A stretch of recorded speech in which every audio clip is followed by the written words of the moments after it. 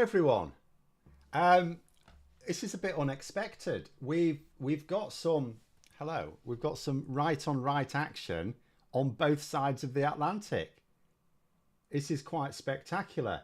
So I'm going to go over a few things here. We're going to focus on, to begin with, and then as usual later on if you want to ask about other things we can do. But I want to go over this little ding-dong between Farage-Badenoch and Nigel Farage, because basically Badenoch has walked right into Farage's trap. Now, I'm going to start off unusually with a comment from Mike there, who's just said something really quite relevant. I do want to start off on this point. Mike saying it doesn't really matter how many members they say they have. This is the Reform UK. It's how many of the public vote for them in elections that win them council and Westminster seats. Now, what's interesting, so what this is about, for those who don't know, in which case you missed my first video, that's okay, I forgive you. So Nigel Farage on Boxing Day, while he was out helping people murder foxes, was boasting, this is what the photo is that I've got here, boasting that Reform UK membership had exceeded that of the Conservative Party. And he taunted Farage-Badenoch with it, and she responded. But here's the thing. So Farage-Badenoch, first of all, said that this is fake, that not real members. I can get onto that in a minute. Now, from a legal point of view, they're not real members because they don't have membership rights. And although, you know, you can have members of various little clubs, if it's of a political party, there is sort of legislation connected to it. So they're not, the Reform UK formally has 3 members. 3 members, that's it. That's all they've got. However, going to Mike's comment about doesn't really matter, it's how many vote for you. So what is the benefit of members to a political party? Okay, they raise some funds in the term of membership fees. But as I said in my earlier video, Reform UK are charging a very small sum. That is not going to be going towards campaigns. That's basically just going to cover the costs of arranging meetings and things like that. That basically, your membership fee for in Reform UK is only really covering the cost of managing members. What is the major benefit of members of a political party? It's a volunteer force to go out on the streets, knocking on doors, canvassing local opinions, delivering leaflets, presenting campaign messages. It's basically collecting a volunteer force of activists. And from that point of view, it doesn't matter whether these members are real members or not. And so I had various Reform UK supporting comments in my thing attacking me as if I am calling these members fake. And it's like, no, I don't care one way or the other. All I was saying is they're not audited.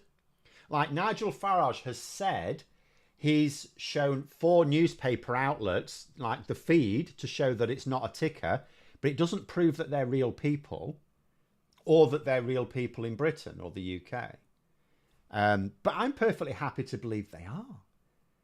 And as I say, the proof of it will be in the fact, if they're real, then come next May's local elections and the year after's local elections and Senate elections and Holyrood elections and going on to 2028, 2029, the next general election, if they're real, if this membership is real, then it means Reform UK will have a large volunteer force to go knocking on doors and delivering leaflets and all this stuff, right?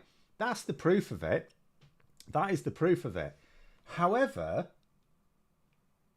Farage-Badenoch just fell into a complete trap because, let me just put something up here. Where's my thing? Let's get rid of that ugly mug and put this up now. This is a couple of tweets. So the first one, on the left, Farage-Badenoch is responding to Nigel Farage's tweet where he's taunting her with the number. Now, the Conservative Party, by the way, do not actually publish numbers of members. So it's like, well, how do you know how many members they've got? The only time you can ever work it out is when they've had a leadership contest where the members have decided, because then as part of that process, they have to say how many people voted various ways and, and stuff like that. So you can get the Conservative Party membership from leadership elections. So it's actually quite funny. The Conservatives a few years ago stopped publishing the number of members they have because it was declining and they were a bit embarrassed about it. But then they proceeded to have several leadership elections in the space of a few years. So we find out anyway, so it doesn't really matter. But anyway, so Kemi Badenoch said to this, it may be too small for you to see. She said, manipulating your own supporters at Christmas, eh, Nige? Oh, Nigel, sorry. She's not that informal. It's not real. It's fake. Coded to tick up automatically. We've been watching the back end for days and can also see they've just changed the code to link to a different site as people point this out. Farage doesn't get the digital age. This kind of fakery gets found out pretty quickly, although not before many are fooled. And she goes on for a few other things. But here's the thing. First of all, what she said is wrong. Sky News initially did a bit of an investigation where they determined it wasn't a ticker. It was pulling data from a third-party site. That was really clear. They also noted that the numbers go down overnight when people in this country are asleep and up in the daytime when they're awake and more likely to actually join Reform UK. So it all checks out. It's all very plausible. Even without an audit, it's all very believable. So she messed up there. Then she talked about Farage doesn't understand the digital age. So here's what Farage responded back with. He said, Kemi says I don't understand. They're both on first name terms, you'll notice. Kemi says I don't understand the digital age. I have 5.4 million followers and she has 320,000. Now, of course, I am going to point out at this point, we do not know how many of those followers are outside of Britain or bots. So, but you know, he's been in politics a lot longer than Kemi Badenoch. It's understandable he would have more followers, right? Then he says, we understand you are bitter, upset and angry that we are now the second biggest party in British politics and that the Conservative brand is dying under your leadership. However, this is not an excuse to accuse us of committing fraud. We will gladly invite one of the 4 big firms to audit our membership numbers as long as you do the same. Notice he's not saying he is going to audit the numbers. He's saying we will gladly invite one of the 4 big firms in to audit our membership numbers as long as you do the same. He knows they're not going to do the same because the Conservatives stopped auditing theirs or for public consumption some years ago. So that's him basically saying that he is not going to have his membership figures audited. We've also heard from, do you know what? If Labour, this is the thing about Reform UK as well, they think that the left are melting down over this. It's absolutely not. It's the right wing melting down over it. If the left were melting down over it, then someone from Labour, for example, would challenge Nigel Farage to audit it because Labour do have theirs audited. So he can't use the same line. He can't say, well, I'll tell you what, we'll audit ours if you audit yours. It's like, we already audit ours. Go ahead. Then he says, we've also heard from many Tory whistleblowers that will swear under affidavits, this is 100% false, that ballots were sent out to long expired or resigned ex-members in your leadership election. Which is very unlikely, by the way. It's an open secret at CCHQ that your membership numbers are fake. So he's now throwing... First of all, I am just going to point out, I pointed this out on Twitter. Nigel Farage is throwing shade at someone who has a past of hacking political websites. He ought to be a bit more careful. But I am also going to say, on the understanding the digital age, and I will happily say, I'm not happy saying it, but I will say it. And I've said it before, and I'll say it again. Other political parties should take Nigel Farage more seriously. Do the UK do affidavits? No, really, no. No. Which is what, again, part of... But it'll also, even if we did, it would still be 100% false because he can't produce them. Because if someone says, oh, yeah, I would swear to... I would sign an affidavit to this effect, it's like, well, go on then. Why wouldn't you? But... Nigel Farage actually had, and I've said this before, and I'm particularly keen on YouTube, but there's other platforms as well.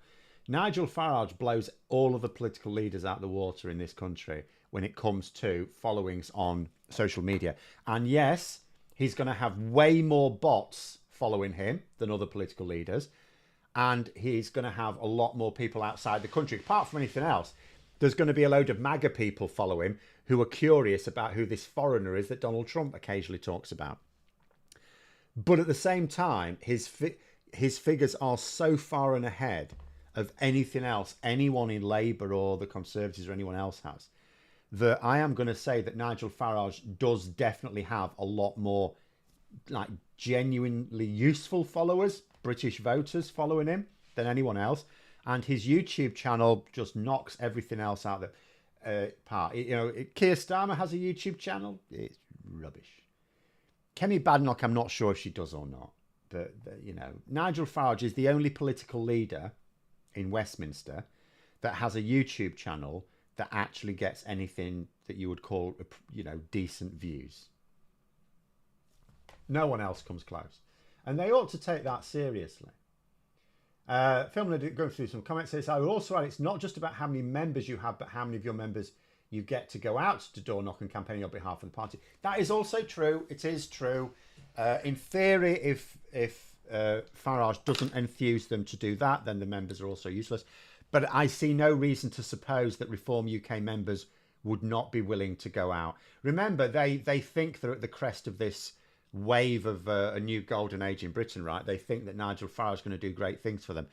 I can 100% believe that the sort of people who would join Reform UK are in at least the same proportions as other political parties willing to go out and knock on doors.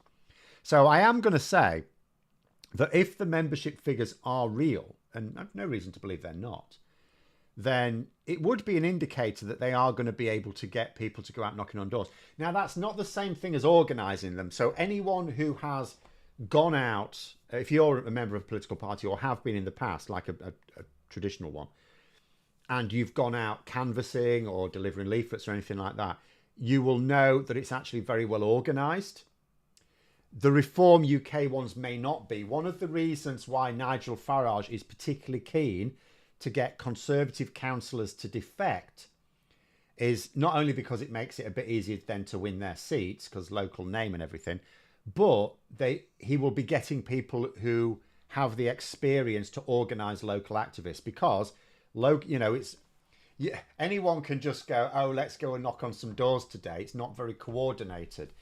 One of the main purposes of doing it is for canvassing. That is, you go there, you've got a clipboard full of questions, you're asking people, because, and you know, you want to know how they vote and things like that. So you also create a bit of a database of how people at certain addresses are intending to vote, and how strongly they're likely to, you know, how strong they are of that opinion. So you get a lot of useful information by canvassing. And you can't just do it ad hoc. You need experienced activists to direct those efforts. So Reform UK could have as many people as the Conservatives willing to go out knocking on doors. And in the next few years, I mean, who knows? Maybe they get even more members. Maybe they rival Labour. But are they going to be as coordinated? You know, that we do not know. Now, someone's saying we do affidavits. Okay, I've never come across anyone actually using one, but I will bow to your knowledge there. Hang on, there was another comment up there I should probably answer. Oh, John there saying, in your earlier video, he claimed the closer you are to free market capitalism, the more in favour of immigration you should be.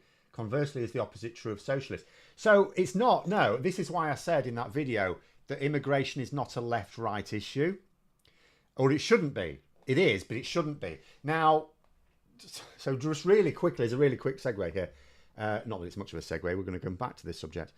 But immigration, so as I say, in America, you've now got this big thing because Musk and Trump's people basically are talking about removing restrictions on some types of immigration. Obviously, the MAGA faithful are against all immigration, right? So they're at blows with that. But it makes sense. If you're a very wealthy business owner or investor, you are in favour of immigration for multiple reasons. First of all, you want a steady stream of workers. The more workers you have access to, the more you can pick and choose. And it's harder for workers to organise and say, no, we demand better paying conditions and stuff like that. Also, it means you're talking about a workforce where some other countries educated them. So you're not having to pay as much in education costs. And if they happen to have children who come along and need educating, well, it's like, well, an American worker would have had that anyway. So you're still not losing out, but many immigrants will not bring children with them. So you're winning in terms of education costs. They generally are fit and healthy because they're of working age. The vast majority of people who need healthcare are very young people and very old people. So you're winning there in terms of healthcare costs. Not that America really pays much of that. And in turn, and yes, okay, some of them will stay long enough and then achieve citizenship and settled status, and they will stay, and they'll get a pension stuff. But most of them will not. Most of them will go back home. So you also get away with a load of pension costs as well. So in terms of like right wing, particularly free market capitalism theory, you are very pro-immigration. Now, on the left, it is possible to imagine a very left-wing philosophy being anti-immigration. You could tie those two things together. However, you don't really see it in practice. There are some people on the left who are anti-immigration. In this country, Reform UK are attracting those people. In America, Trump is ironically attracting those people. Although Nigel Farage and Donald Trump are very, very right-wing, they also appeal to people who are left-wing but anti-immigration. So there are some people. But if you think about prominent left-wing groups and commentators and leaders, I can't think of any that are anti-immigration other than maybe George Galloway. But he's half and half. So he's anti-immigration when he's targeting white voters and not so much when he's targeting ethnic minorities. So yeah, although in theory it is possible for a left-wing philosophy to work with low levels of immigration, in reality you just don't see it. And the reason for that is, so on the right wing, you want unregulated immigration. You want to be able to go, okay, I don't agree to your terms and conditions. I'm just going to hire someone from a different country, right? Whereas the left wouldn't have the same attitude. The left would say, we also want to promote immigration. However, we're going to have safeguards in place, such as not being able to pay immigrant workers less. And we're not going to be able to say that you can, like the government, a left-wing government would impose better pay and conditions on those workers. So the fact that, employers have got access to workers from abroad doesn't help them keep pay and conditions poor, because the government just takes it's not collective bargaining so much. The government says, no, you're actually you're going to have these standards. I mean, we've seen it with Labour with the Workers' Rights Bill. That is typical of a left-wing government. They just, they're comfortable. I mean, obviously in this country, Labour are not comfortable with immigration because the public are not. But what they do is they just regulate the workplace, and they just say, well, we're going to set a minimum wage, and we're going to... Remember, in America, the minimum wage hasn't gone up for years. Whereas it has gone up even under the Tories in this country, and probably because we have higher union memberships in this country than America. And it's gone up quite a bit under Labour. So that's the way you deal with it. So, you... Really, that's what I mean. Immigration shouldn't be a left-right issue at all. It should be a purely liberal, authoritarian issue. But the reason why it becomes a left-right issue is because the left wing aren't afraid of immigration, because the negative consequence of immigration, we just say, but that's the government's job to legislate to make sure that doesn't happen, which is easily done. And the right wing are only pretend to be anti-immigration because they need to blame someone for the fact they never deliver what they promise for ordinary people. So they blame immigrants because people are naturally a little bit tribal anyway. So, people, we just naturally evolved to be a bit distrustful of people we see as outsiders. And immigrants tend to either have depressed voting rights or none at all. Like in this country, a non-UK citizen can vote in a local election, but not a general election. So immigrants are safe to attack because they're not a voting bloc. But anyway, there we go. They also commit less crime. Yeah, I mean, like we've been told, like, first of all, Even though Rupert Lowe of Reform UK is trying to make out they commit more crime, they really, and he's like moaning, "Oh, you're not giving me the data I want," and we're trying to say, mate, it's because the data don't exist.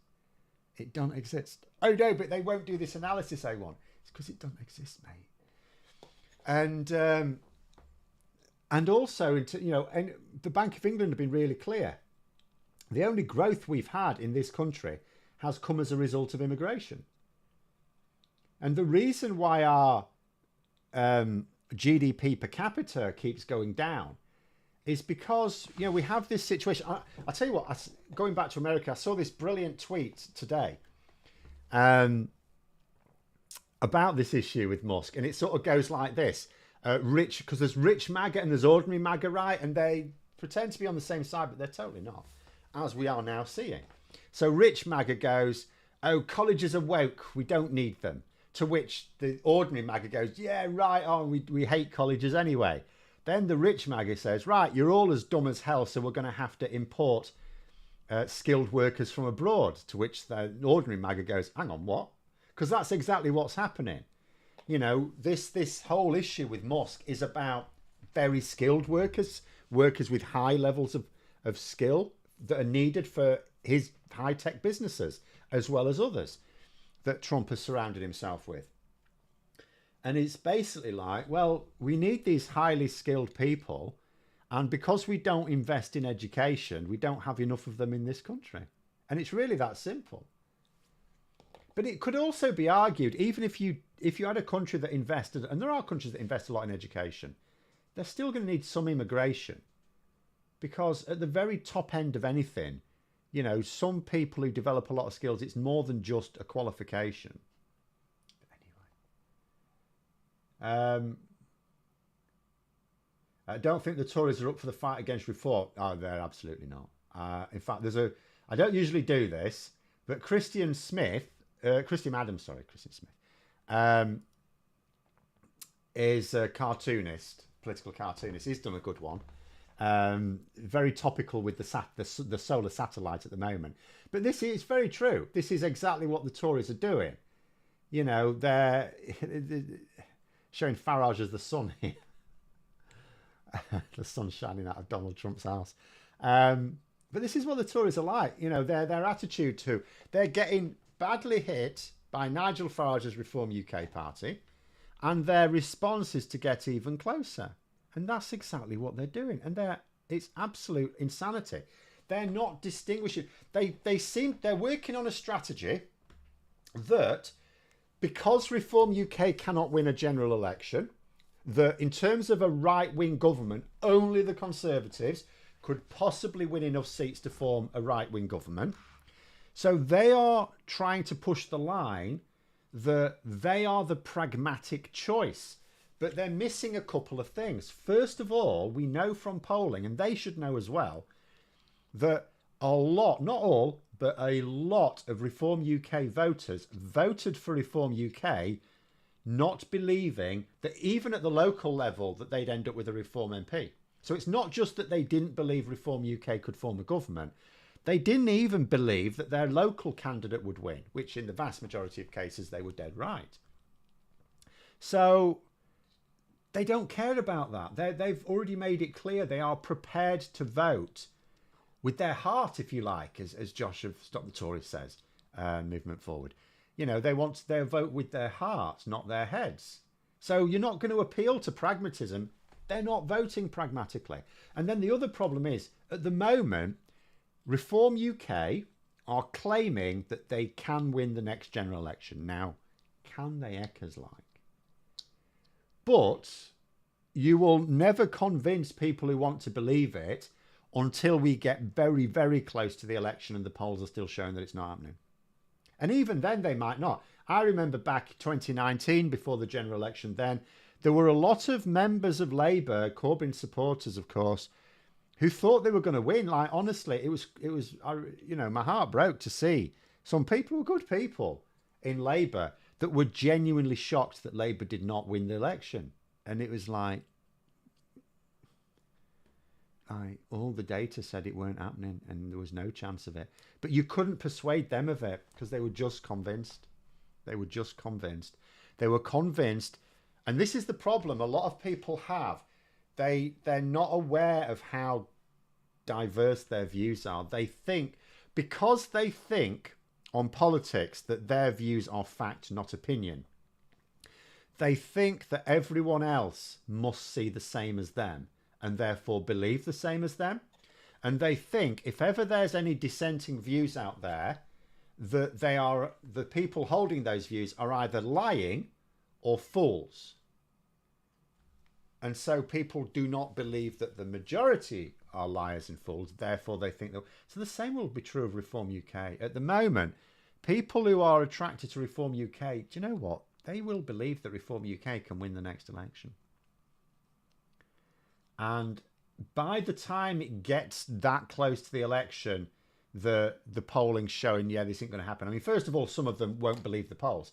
And the ones who do, like, the same polling will show the Conservatives aren't close either.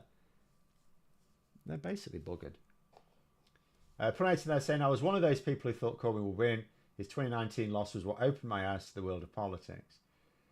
I mean, I mean, in life, in everything in life, not just in politics, you have to be able to take on uncomfortable truths. Otherwise, you don't win. You know, you have to be able to. You can't just, like Boris Johnson's attitude of, oh, you believe enough, you'll get it. It's like, yeah, it's easy to say when you're rich enough not to have to suffer consequences. But for the vast majority of us, if we do not like take agency over our lives, then we're not going to win. Ordinary people like you and I, do not win in life until we take agency. You don't win at life by wishing upon a star. You win at life by properly thinking about the problems you have, what are the available solutions, and pursuing those solutions with ruthless efficiency. Otherwise, it just never happens. The real world isn't on your Facebook feed, Jonathan Pye. No, I mean, social media is great, but it's a double-edged sword, isn't it? Because, you know, people get such a warped view of other people's lives as well. I mean, you know, one thing I see, because, you know, as a YouTuber, I also occasionally watch. I don't watch a lot of political commentary on YouTube because I, you know, listen to other things where I do see some, obviously. And, you know, one of the things you get a lot of on YouTube is this sort of idea of, like, you know, you've seen videos, passive income, oh, how you can retire in your like 30s, 40s or whatever, which is probably a bit difficult if you're already in your 50s. But, you know, it's aimed at people say, oh, you can do this thing, and then in a few years you'll be able to like retire and live life on the beach and all the rest of it and do what you want. And it's like, it's all absolute trash. But the reason it appeals to people is because a lot of people do not really like their lives. They don't like their work-life balance, so either they don't like their jobs, or they do like their jobs but they don't like their boss or colleagues or something, or they like those but they don't feel that it's rewarding enough. Either they have to put in too many hours, or they don't get enough money for it. So there's lots of motivations for people to want to sort of, and that's why there's so many videos and they get millions of views, because there's a lot of people out there that just, they don't want to put their feet up, they don't want to be lazy. I mean, some do, but most don't. They just want a better life.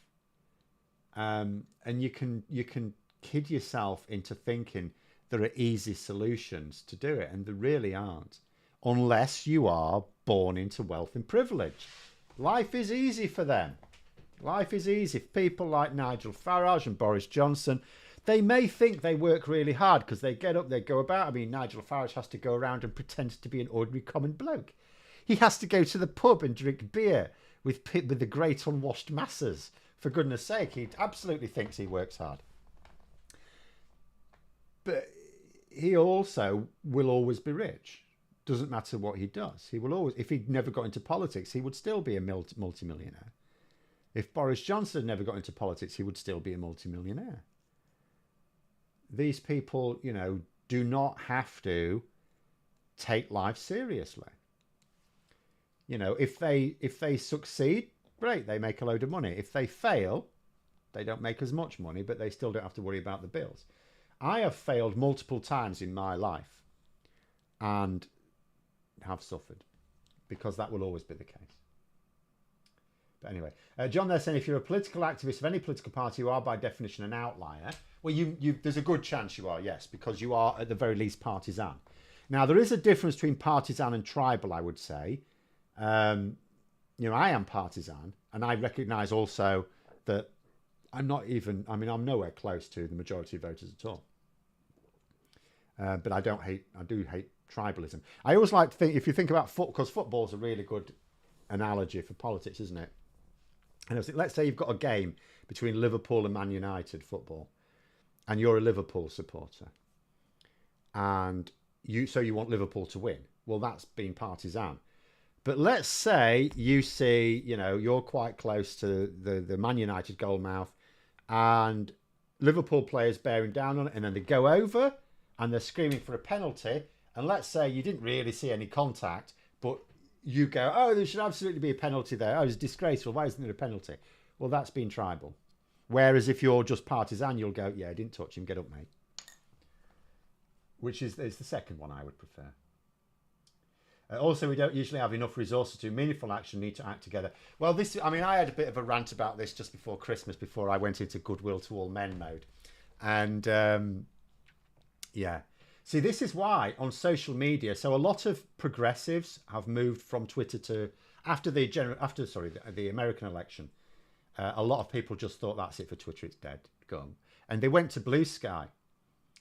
And a lot of people are saying that the atmosphere on Blue Sky is much better, and I can absolutely believe that they're much more serious about clamping down on unacceptable behaviour, and I can see how a lot of people find it a much more pleasant atmosphere.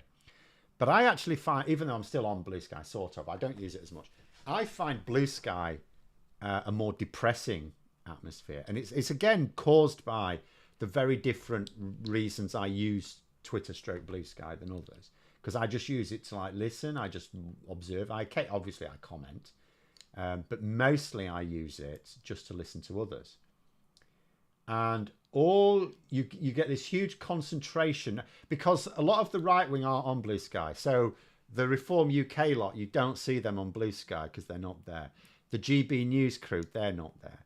There are some journalists and politicians moving to it, but it's very slow, and it's not exactly the far right doing so, right? So you get a concentration of progressive accounts, and all I see on Blue Sky is progressive groups not disagreeing with each other. Of course you're going to disagree. You get any two intelligent people together, they're going to disagree on some things, but spending more time not just disagreeing or critiquing, but attacking people who are basically on their side.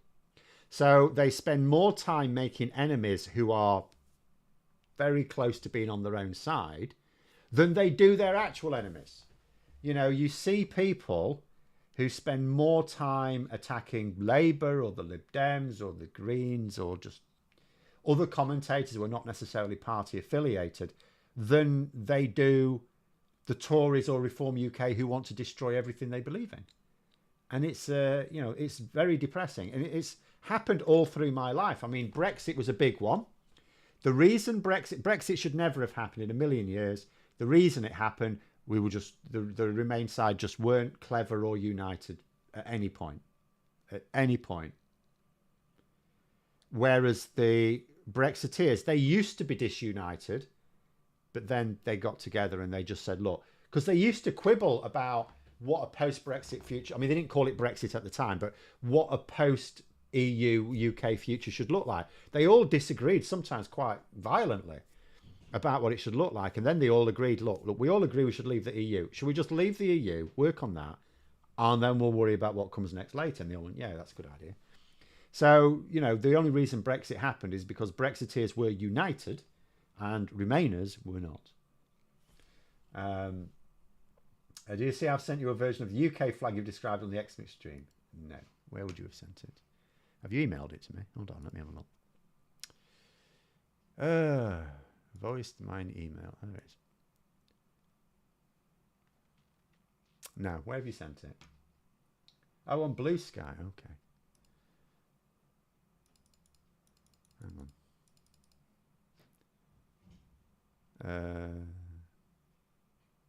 Still no then. Hold on.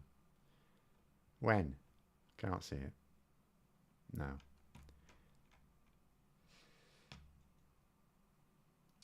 Then my year this year is going to be spent pushing Labour and my Lib Dem MP Caroline Yoden on Voden, sorry, can't read. On preparations for the effects of sea level rise and other environmental matters. Good. And try and organise others to do so as well. A film did say I'm a good friend of Lib Dem activists on the left of the party who does media work, and he convinced me to stay on X because of the reasons you just stated. Obviously, people need to look after their mental health, right? If you find it a depressing environment, then you shouldn't use it. But I'm finding it hilarious at the moment. M saying, did I get my email with the ghost story? I did. I passed it on to my stepdaughter who likes ghost stories.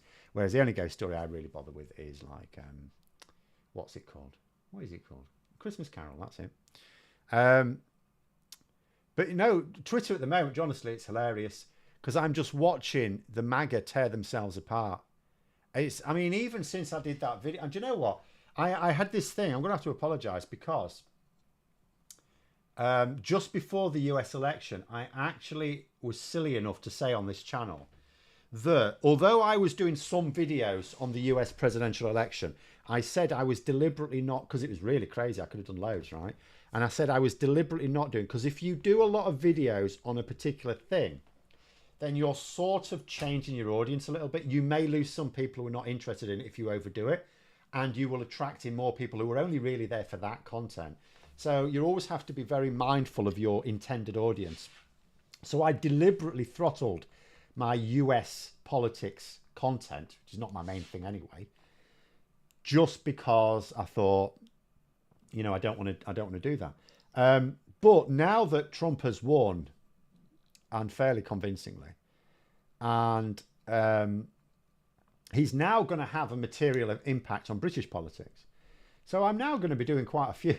So I went from, I'm going to deliberately not do that many videos on US politics to now I'm thinking, do you know what? If I'm not careful, I'll end up doing several a week. I may end up doing several a week because, it's over 3 weeks. Donald Trump's still not president.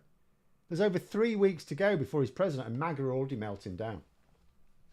It's absolutely insane what's going on Twitter. I cannot believe it. Trump's is oh my God. It's absolutely untrue. SFAT saying there was also Russian bots, Cambridge Analytica, other factors. Feel like it's a bit simply to say, hey, we're disunited. No. So there were absolutely lots of factors, definitely. But the margin was so narrow. But there's two things I'll say. First of all, the Remain camp were disunited and were not properly focused on what wins. The problem with people on the left, there are some progressives on the right. There's not as many. So mostly, people on the left, is I'm as guilty as anyone else. We will keep using philosophical arguments where most people don't care about philosophy. I think that is a problem, whereas a lot of people on the right understand what it is that ordinary people want. Like, what did Donald Trump promise? They didn't care about the mass deportations. They didn't care about, cutting taxes for the rich or anything like that. They're not rich. What they cared about is he promised to lower the price of groceries and gas, and fuel. That's what they cared about. Same with Brexit. What do people care about? They didn't care about sovereignty. They didn't care about the EU being undemocratic, which isn't even true. But it doesn't matter if they believed it. They didn't care about that. Some cared about immigration. But mostly what they cared about was the fact that they were told that the cost of groceries would be less, the cost of clothes and shoes would be less.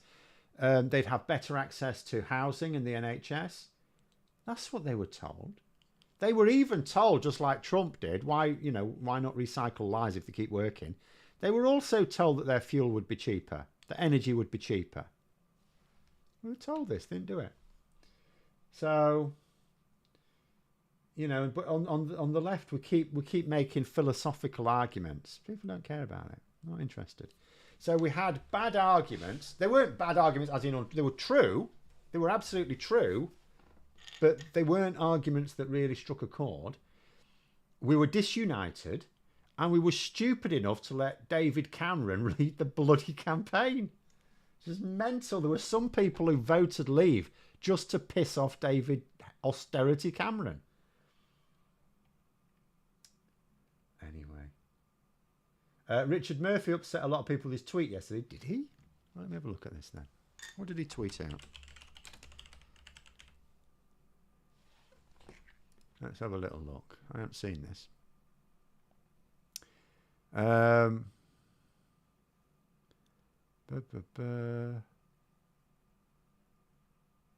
was a few tweets yesterday. I can't. Oh, was it the one about Keir Starmer?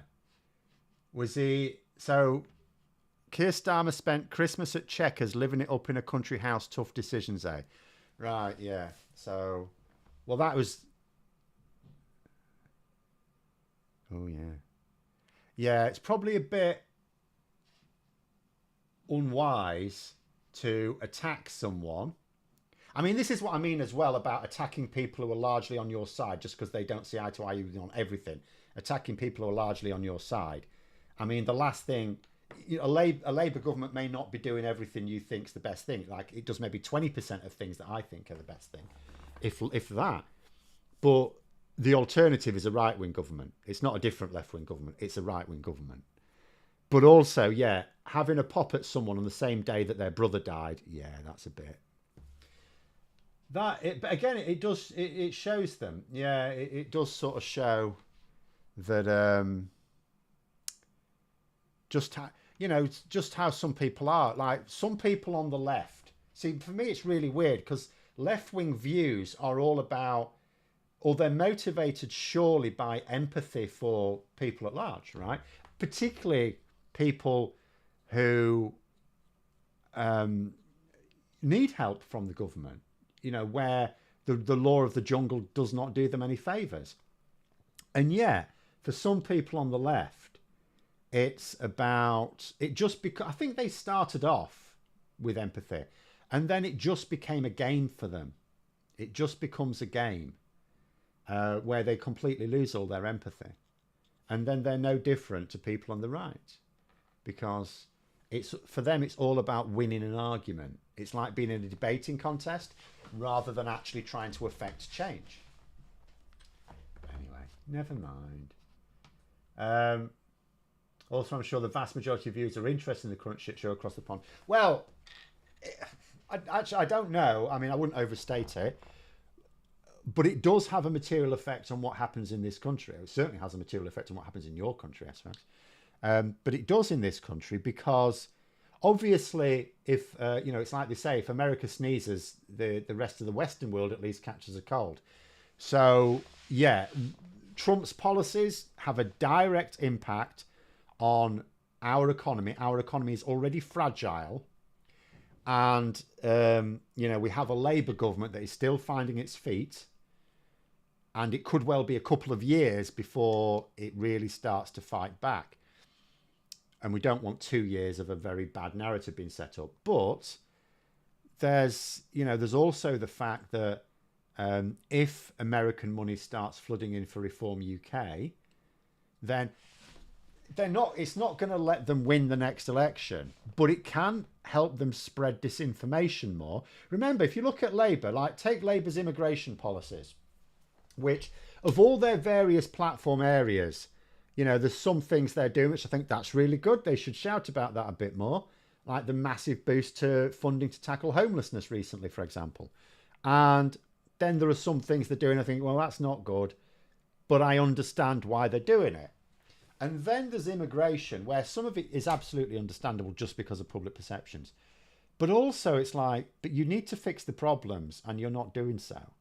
Like, they're not fixing the small boat problem because the only way to fix it is by by setting up safe routes for genuine refugees. Now, you can process them somewhere else. I mean, don't bloody send them to Rwanda. That's just stupid. But you can process them in the north of France. You can set up a secure facility there. French authorities will be delighted because we'll be paying for it. And it'll be secure, so it won't cause them any bother. We could do that if we only want to bring across genuine refugees. But we're not doing that either, as far as I can tell. So, and the reason why Labour, because some of what they're doing is good and sensible, and it's all certainly it's perfectly legal, because we haven't had courts say, no, you can't do that. But it's the reason they're doing what they're doing is because the public attitude sort of supports it. And why does the public attitude support it? It's not because they're not informed. It's because they've been deliberately misinformed. And that's my worry with Reform UK getting this money. I don't think they're going to be able to use it because they will always take more votes off the Conservatives than Labour. So in a first past the post system, even if Labour lose some seats out of it, it will help them win power still. It will help them retain power.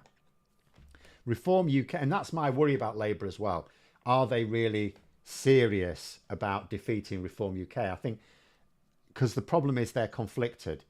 They don't like the disinformation and they know it's harmful. But at the same time, I just worry that they see them as strategically beneficial. Really, the Reform UK are the greatest threats to the Conservative Party, but the Conservative Party are totally incapable of working out an effective strategy against them. You know, Kemi Badenoch has exposed her naivety in falling for this Nigel Farage trap. You know, this war of the tweets. It's allowed Nigel Farage to, first of all, call out Kemi Badenoch as a liar. And the thing is now, the more Kemi Badenoch stays silent on it or just sticks to her line, the more dishonest she looks. So well done, Kemi Badenoch's made herself look untrustworthy or stupid. And she's blown the story. She's made the story much more newsworthy, which of course can only work to help Reform UK attract even more members. I nearly said subscribers then. Very impolite of me. Members. Subscribers. Which, as I say, is no great problem. It's no worry to me. It's the Conservatives who should be dialing this story down, not people on the left. People on the left should be poking at this because this is blue on blue action. Is Badenoch in trouble after the local elections? They are defending so many seats. Net loss is not unexpected. See my previous comment. So she would be, yes. I mean, you know, Labour could end up, unless they sort themselves out very bloody quickly, Labour could end up with less than flattering results this year. But yes, you're absolutely right. The Conservatives are now in opposition. The Labour can now, if they get a bad result, they will inevitably come out, well, we're now the party of government. We're still having to deal with the mess the Tories left and blah, blah, blah, blah, blah. And they can come out with that. And you know what? People will either believe it or they won't. But yes, it makes sense that when you're in government, you are probably going to take losses in local elections because it's how some people, not everyone votes about the bin. Some people use it to send a warning shot across the bows of the government. But the Conservatives are in opposition now. So any seats they lose cannot be described as the effect of...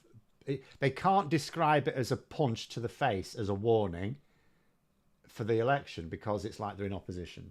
So if the Conservatives take significant losses in the local elections next year, that will be bad for Badenoch. Yes. Now, Kemi Badenoch, interestingly, has said that the infighting in the Tory party has now stopped. And now it's quite interesting because I'd already commented on this before. And it's like, to all intents and purposes, it absolutely has. Now, she hasn't united them. They've just decided to stop attacking each other in public. We will see what happens after a year or two. After they've given... It's quite clear to me that a lot of Conservatives are probably just demoralised. Some have gone to Reform UK. Some of them will just be giving Kemi Badenoch a decent chance. They'll know full well she can't turn things around in a few weeks. So they'll just be giving her time, resigned to the fact it'll do no good. to tear the party apart. But yes, if the Conservatives take losses, significant losses, in the local elections next year, that is a bad sign for her. That will be a weakness, because she'll have been leader for long enough to have mounted a decent challenge. If the Conservatives lose significant numbers in the local elections in 2026, as well as in Holyrood and the Senedd, to Reform UK especially, then yeah, she'll come under pressure in 2026, I would think. As far as they say, my only hope is that Trump will continue to support us, at least half-assed, even if just to spite Musk or something. Also, I hope he won't expire in office, because Vance would be a definite end. Yeah. So yeah, I mean, that is my hope. I think there are some expectations that Trump is not necessarily going to pull the plug immediately. I mean, we will wait for the end of this month. So it may be possible. Certainly, Keir Starmer, whenever he talks to Trump, makes a big show of talking about Ukraine. Other leaders will be doing the same thing as well. So it may be just a case of getting him not to do anything precipitous on that. After all, he's not going to bring peace by just allowing one side a bigger advantage, particularly if it's the aggressor side. And yes, Vance would, if anything, he's probably even more insane than Trump. And Trump has a big hole in his brain as an excuse. Ned there saying it wasn't a great result for Labour last time this cohort of councils came up. No, that's true. But even so, I mean, Labour's popularity at the moment is really bad. There's all sorts of things that could impact. Remember, local elections, you don't have huge numbers of people voting in them. So there's all sorts of things can go pear-shaped. The fact that Labour are, unpopular at the moment is not great if they can't. And the thing is, it seems to me that Labour's strategy for becoming popular again is based entirely on delivery, which is mad, because politics, you have to is about perception, not facts. And the delivery is not going to happen for a couple of years. Or there'll be bits. I mean, there's already been some delivery, but in terms of like what most people are going to notice, it's got a couple of years. So that's a bit disappointing. Yeah. So Labour, but yeah, the Conservatives, Labour will have an excuse. They'll just say, look, we've had to make these tough decisions. They're not popular. We get that. They are going to come good. We are going to prove ourselves to people. But in the here and now, this is the situation. So they'll come up with that. They'll say that. That's what they'll say. The Tories have no lines at all. None at all. Did I hear the one about Farage offering to work with Mandelson? Talking about wanting to jump on the bandwagon. My major issue there is that Peter Mandelson has talked supportively about the idea of using Nigel Farage because of his links to Trump. Now, right, I mean, here's the thing. Sure, Trump is distrustful of Labour because Labour, of course, are a left-wing government, despite what some people on the left think. And as far as he's concerned, they're basically Marxists. Because if you're a socialist, that's it. If you're a socialist, you're like the most evil person on earth, right? But, so the idea of having someone who can, like, bridge the gap is a good idea. But Farage has no interest in working in the national interest. So it would be insane to use Farage, because he will, behind closed doors, be egging Trump on to do... Because Farage wants Labour to fail. He wants relationships between the UK and America to collapse while Labour are in government. So he will actively want... He wants failure. He thrives on failure. He is a detritivore. So, yeah. Who do Labour fear more at the moment, Tories or Reform? Tories. As mad as it sounds, the Conservatives challenge them for more seats than Reform UK. The Conservatives are Labour's main opposition.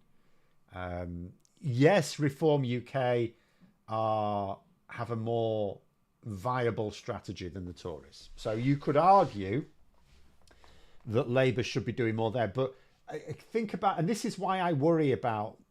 See, Labour and the Lib Dems, I'm perfectly comfortable with, because Labour and the Lib Dems do not compete with each other.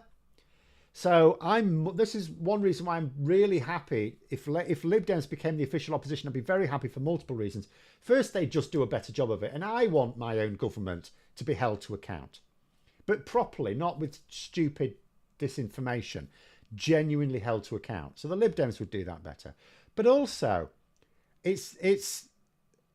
I want the Lib Dems to do well. I don't want them to form a government. I want them to do well, because the better they do, the worse the Tories do. So, you know, but Reform UK, there's just this weird relationship with Labour. Because I think about it from a strategic point of view. I don't know what Labour strategists are privately saying about Reform UK. I really don't know. I honestly don't know. They don't talk to me. I would just think about, if I were a strategist for Labour, and I would think, so on the one hand, the disinformation that Reform UK pump out is very bad for us developing good policy. And you need good policy to get good results. Like immigration, the one I cited, you know, the immigration policies that Labour have had to continue, some of them are very damaging to the idea. And we're trying to push growth. And it's like, so why have we carried on restricting access to students? Why have we done that? Why have we followed on James Cleverly's idea of like restricting foreign students from coming to British universities? Because that's very damaging to the HE sector as well as our economy. You know, and it's mad things like this. And it's caused by allowing Reform UK talking points to get through to the public. So on that point of view, of course, Labour should be countering Reform UK. But then you think, but they're helping us stay in power. Because even if at the next election, the Reform UK say take 20 Labour seats, and okay, the Labour MPs who lose their seats are going to be furious and they'll be really pissed off. But Labour will still be in government and they'll still have a decent enough majority to carry on their decade of renewal. You know, whereas let's say you do effectively as a Labour government counter Reform UK. I mean, if that means Reform UK voters come over to you Labour, great. But are they? Surely more of them will just go back to the Conservatives. That's the danger, isn't it? How do you undermine Reform UK's arguments that are winning over Labour voters, which is what Labour would want to do, without breaking off the support Reform UK have that came from the Conservative Party? That's the trick. But there we go. I can see the Tories lose 700 plus seats in the locals in 2025. See, I've not really looked at it in detail yet, but that would seem excessive. I don't know. That to me would seem excessive. I'm not sure I'd believe that, but I haven't looked at it either. If they did, Badenoch would be under mass. I mean, I'm not going to say she'd be gone, because she'd still be inside that year, and she may make excuses, and Tories may still decide, you know, we can't just keep changing leader. 700 would be cataclysmic. In opposition to lose 700 net seats in a single round of local elections would be catastrophic. So I probably can't believe that. Tell you what I did see, though. Ben Walker, who's an analyst, a good one, he was writing in the New Statesman that he reckons between now and the next general election, so we're not talking about next year, between now and the next general election, Reform UK could win about 1,000 council seats. And my comment to that is, if you because that would put them on roundabout on par with the Green Party. In fact, the Green Party of just England and Wales alone, I think, of about 850. I'll have to check on that. But it'd put them roundabout on par with the Green Party. And then you think to yourself, but Reform UK get a lot of uncritical platforming from mainstream media, whereas at the moment, Green Party don't even exist. You know, I had someone on a comment today saying, why don't I talk about, or it might have been yesterday, the Lib Dems and the Green Party? And my response was, well, first of all, I don't see them as a threat to the UK. But also, if you're saying, well, why don't I post more positive stuff about them? It's because they're not giving me any material. Like, the mainstream media do not cover the Lib Dems or the Green Party at at all outside of elections, and didn't even do very much this election. They don't exist. So where am I going to get my news from that's worth doing, that's engaging? Because neither of those parties have their own social media game. They're as bad as Labour and the Conservatives, only it's more embarrassing for them because they don't even get the mainstream media. So there is nothing. There's every now and then there's something I can talk about with regards to the Lib Dems or the Green Party. Not very much. It's really nothing because they're not giving me anything. Do I think Reform will be vetting their door-knocking campaigners? Not remotely. I mean, did you see the latest outrage? Someone referred to Femi as a black African, and they did not use the term like neutrally either. You know, it was using it as an insult. And this guy was a Reform UK candidate. So, you know, I mean, Reform UK keep claiming that they're not a racist party. And it's like, well, a lot of your, not even members, actual candidates, don't half say a lot of very racist things. Green Party of England Wales has 813 councillors. There you go, S-Fax, thank you. Plus there'll be the Scottish Greens as well, which is a different party, but, you know, obviously the Green Party of England and Wales doesn't contest seats in Scotland, but the Green Party of Scotland does. He has an MBE too. Yeah, there is an email. Look at Marina Perkis on Twitter. She's posted a link to the email where you can, if you think someone with an honour should have it rescinded because they've brought the system into disrepute, you can actually write. But you know, it's yeah. So sorry, where was I? I was looking at something. Oh, PR this part wasn't on the books anyway. No, but we do want it before because I mean the way I look at Reform UK now, times are a bit different to 30 years ago in Canada. But if you look at Canada in the 90s, so the Conservative Party absolutely collapsed, worse than happened here in this country this year. Absolutely collapsed. They were left with like nothing. And they had a party. It was called the Reform Party as well, wasn't it? So the Canada's own version of the Reform Party emerged as this big beast, but it didn't win power. It just let the Liberals win power. They had a Liberal government. And, you know, the shining light here, the silver lining, is the fact that the Canadian Reform Party did not grow and then form a government of its own. It just stopped the Conservatives winning power until the Reform Party just burnt itself out. Because the next government to replace that Liberal Party in Canada was the Conservative Party when it had rebuilt itself. So the same thing will happen in this country. There are some differences to the way the world works now compared to 30 years ago. Of course there are. The right wing internationally are more organised. The far right, I'm specifically talking about, are much more organised. They're willing to put money into other countries to achieve their aims amongst multiple governments. They don't just focus on their own government. So there are differences, and I don't want to sound glib, but there is every reason to suppose Reform UK just exists to do the same thing, which is why I worry that Labour strategists do not see them as this huge threat. And maybe that's why they're not prioritising moves to deal with the idea of political donations, because they're thinking this actually just helps us stay in power for longer, but not forever.